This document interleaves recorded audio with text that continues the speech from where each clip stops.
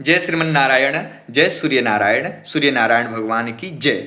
मैं क्रांतिकारी गोविंदाचार्य आज आप सभी लोगों को एक ऐसे व्रत से परिचय करवा रहा हूं जो व्रत, जो पर्व पूरे विश्व के सबसे श्रेष्ठतम और पवित्रतम पर्वों में से एक है और श्रेष्ठ है, जिसका नाम है सूर्य नारायण की उपासना अर्थात षष्ठी व्रत। तो छठ पर्व के बारे में आपको बताते हैं। देखिए, छठ पर्व के बारे में सारे शास्त्रों, धर्मशास्त्रों में, ग्रंथों में, सिद्धांतों में सब जगह वर्णित है, सब जगह कहा गया है। यहाँ तक कि आपको अगर बता देते हैं तो स्कंद पुराण में षष्ठी माता की उपासना इसलिए किया जाता है क्योंकि संतान की रक्षा करती हैं। षष्ठी माता संतान के रक्षिका देवी हैं। इसके साथ साथ स्कंद पुराण के अलावा आप चले जाएंगे अगर महाभारत में, तो महाभारत में देखेंगे कि स्वयं द्रौपदी और सूर्य पुत्र जो कर्ण है, कर्ण योद्धा ऐसा कौन होगा जिनकी चर्चा दिनकर ने बड़ा विलक्षण तरीके से किया है, तो कर्ण के द्वारा भी भगवान सूर्य की उपासना किया जाता है। ऋग्वेद की बात कर लेते हैं। ऋग्वेद में, यजुर्वेद में, वहाँ सूर्य सूक्त के माध्यम से भगवान सूर्य की उपासना की बात की गई है।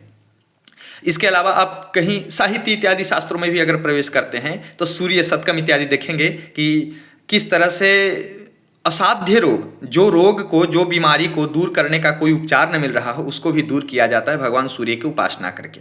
ठीक है ना। सूर्य शतकम इत्यादि देख लेंगे, वहाँ पे किस तरह से मयूर भट्ट इत्यादि ने वो किया है और उसके द्वारा असाध्य रोगों को दूर किया जा सकता है।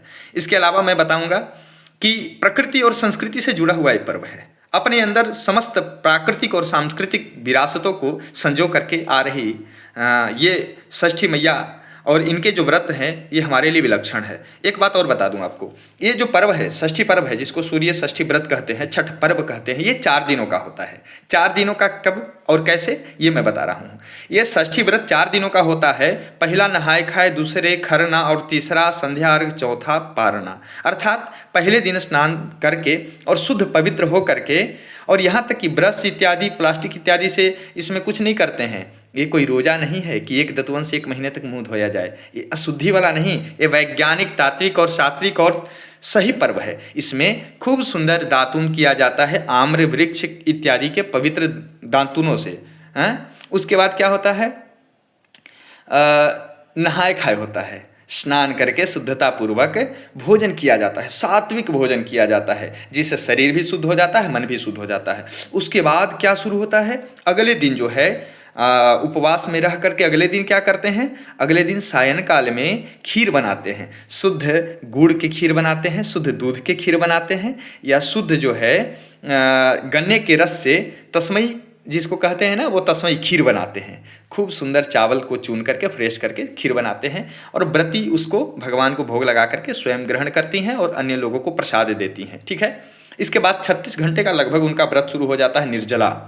और वो निर्जला व्रत, उसमें उनका तन मन बिल्कुल शुद्ध हो जाता है, भगवान की उपासना लगातार चलते रहता है। ऐसे छठ व्रत है। और लगातार उपासना करते करते करते करते अगले दिन, तीसरे दिन शाम में भगवान सूर्य नारायण को पुनः अर्घ देने वो घाट पे जाती हैं। कोई नदी का स्तर हो, जल स्तर हो, कोई नदी का घाट हो, कोई तालाब हो या कोई जल का स्थान हो, वहाँ जा करके भगवान सूर्य नारायण को फल फूल इत्यादि से अर्चना करके तब उनको जल से अर्घ दिया जाता है। 3 बार में भगवान सूर्य को अर्घ दिया जाता है, देना चाहिए। कहीं कहीं 5 या 7 भी देते हैं। ठीक है।